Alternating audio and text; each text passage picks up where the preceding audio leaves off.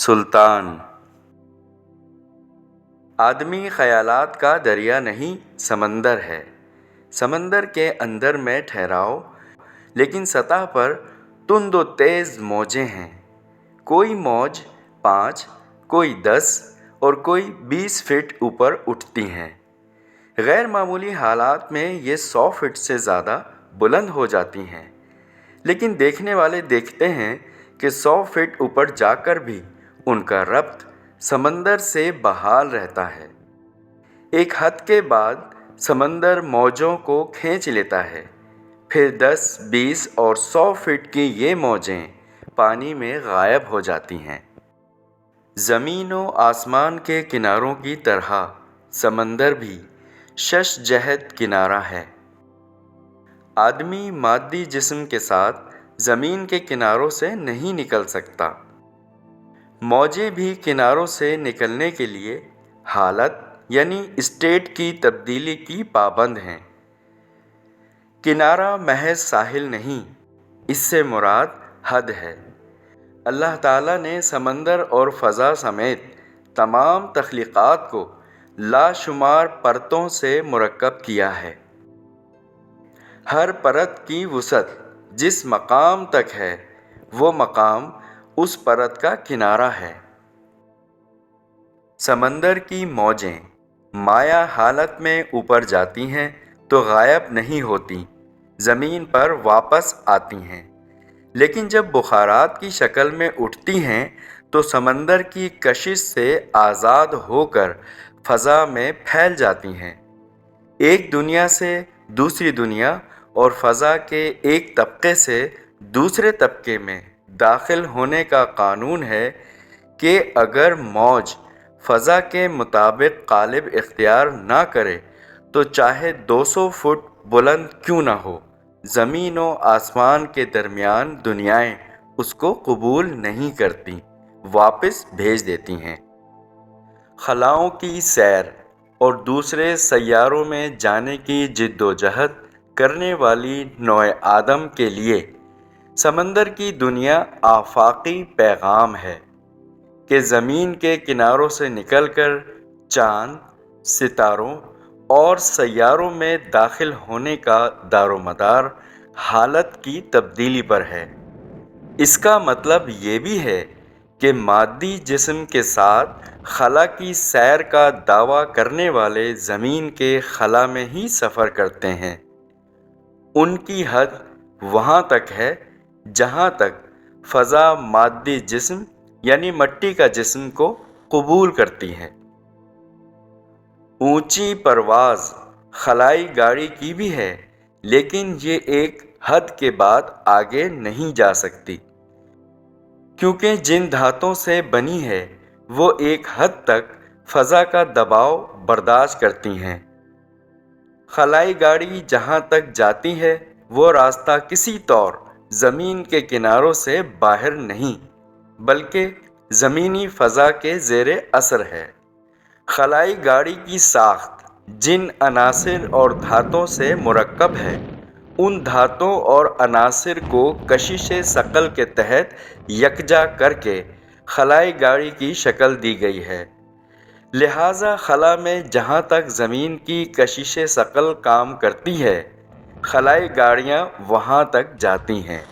قابل احترام دوستو، دوسری دنیاؤں میں داخل ہونے کا تعلق اگر بلندی سے ہوتا تو ہزاروں فٹ اوپر خلائی گاڑی میں بیٹھے خلا نورد، جنگی جہازوں کے پائلٹ اور مسافر بردار طیاروں میں مسافروں کو فضا مخلوقات سے آباد نظر آتی۔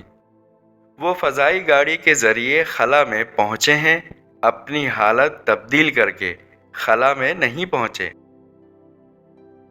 الفاظ کے پردے میں لکھی گئی تحریر کو دوبارہ پڑھیے، صرف پڑھیے نہیں، سمجھیے۔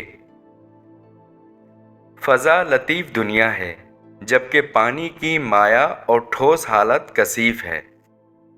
موجیں مائع حالت میں کناروں سے نکلنے کی تگ و دو کرتی ہیں تو سمندر کی زمین انہیں کھینچ لیتی ہے۔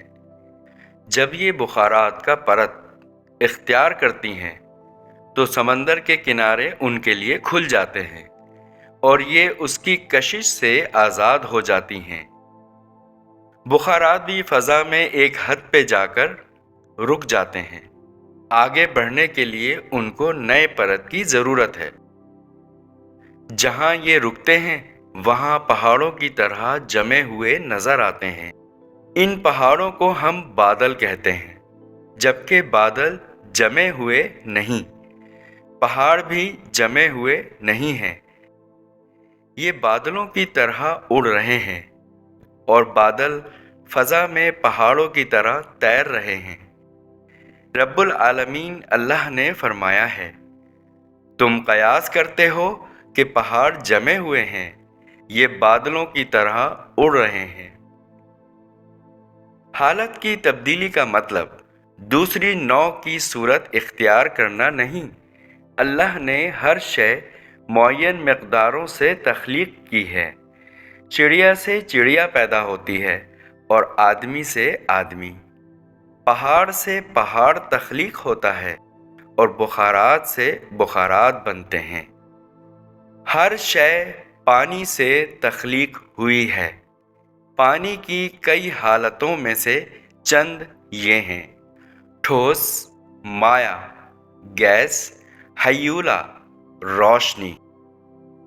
ٹھوس شے کا مائع میں ظاہر ہونا، مائع کا گیس میں تبدیل ہونا، گیس کا ہیولے کی شکل اختیار کرنا اور ہیولے کا روشنی میں ظاہر ہونا، حالتوں میں رد و بدل ہے۔ رد و بدل سے کسی حالت یا پرت کی ساخت تبدیل نہیں ہوتی اور نہ ختم ہوتی ہے۔ ہر حالت اور پرت اپنی جگہ پر قائم ہے۔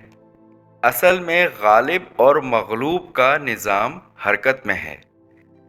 اگر شے کی ساخت بدلتی تو ٹھوس شے مائع اور گیس میں رد و بدل ہو کر واپس ٹھوس نہ بنتی۔ مثال، برف پگھلنے سے پانی کی ٹھوس حالت مغلوب اور مائع غالب ہوتا ہے۔ مائع ڈیپ فریزر میں رکھنے سے پھر برف بن جاتا ہے۔ اگر برف پگھلنے سے پانی کی ٹھوس حالت ختم ہوتی تو دنیا کا کوئی پانی دوبارہ برف نہ بنتا۔ اس مثال کو اتنی مرتبہ پڑھیے کہ ذہنی استطاعت میں اضافہ ہو۔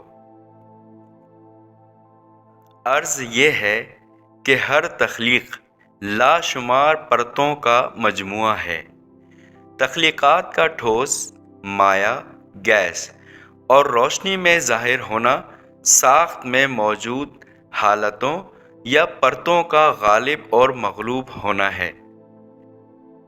قانون: جب کوئی پرت یا حالت مغلوب ہوتی ہے تو اس کے ساتھ کشش کا نظام بھی مغلوب ہوتا ہے جس سے وہ پرت منسلک ہے۔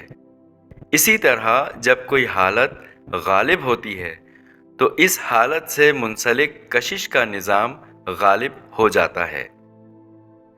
آپ نے پڑھا کہ آدمی خیالات کا سمندر ہے۔ سمندر کی موجیں زمین کے کناروں سے نکلنا چاہتی ہیں، مگر چاہت کا تقاضا پورا نہیں ہوتا، زمین انہیں کھینچ لیتی ہے۔ آدمی کو بادلوں کی طرح اڑنے والے پہاڑ اور پہاڑوں کی طرح تیرنے والے بادل اس لیے نظر آتے ہیں کہ کشش کی جس ڈور سے بادل اور پہاڑ بندھے ہوئے ہیں آدمی اس سے ناواقف ہے۔ واقفیت اس کشش سے ہے جس میں ثقل ہے اور جو تخلیقات کو جامد دکھاتی ہے۔ آدمی کو اپنے مقام سے اوپر مقام میں داخل ہونے کے لیے اندر میں مطلوبہ مقام کے پرت کو غالب کرنا ہے، یعنی کشش ثقل کے پرت کو مغلوب کر کے کشش لطیف کے پرت کو اختیار کرنا ہے۔ خالق ارض و سما اللہ کا ارشاد ہے، اے گروہ جن و انس، تم آسمانوں اور زمین کے کناروں سے نکل کر دکھاؤ، تم نہیں نکل سکتے مگر سلطان سے۔ اللہ حافظ۔ خواجہ شمس الدین عظیمی۔